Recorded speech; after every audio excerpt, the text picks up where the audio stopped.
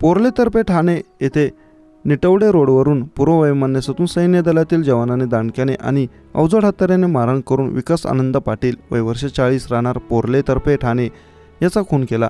रविवारी दिनांक 19 रोजी सायंकाळी 7च्या सुमारास शेतातील वस्तीवरून जनावरांच्या धारा काढून घरी जात असताना विकास याच्या आईसमोरच खुनी हल्ल्याची घटना घडली। हल्लेखोर युवराज शिवाजी गायकवाड वय वर्ष 40 राहणार पोर्लेतर्फे ठाणे याच्यासह घटनास्थळावरून पसार झाले।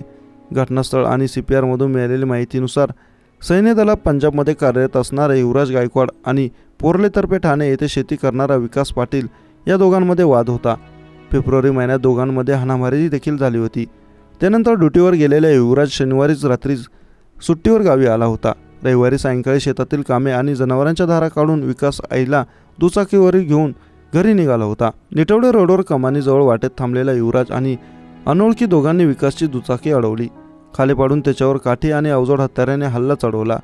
अडवण्याचा प्रयत्न करणाऱ्या आईला ढकलून हल्लेखोरांनी विकासला बेदम मारहाण केली। परिसरातील ग्रामस्थांची गर्दी वाढताच हल्लेखोरांनी कारमधून पलायन केले।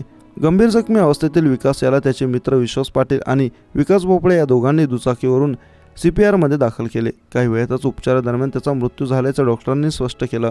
विकास याचा मृत्यू झाल्याचे समजताच नातेवाईक आणि मित्रांनी CPRच्या अपघात विभागासमोर गर्दी केली। दरम्यान पन्हाळा पोलिसांनी घटनास्थळी आणि CPR मध्ये पोहोचून माहिती घेतली।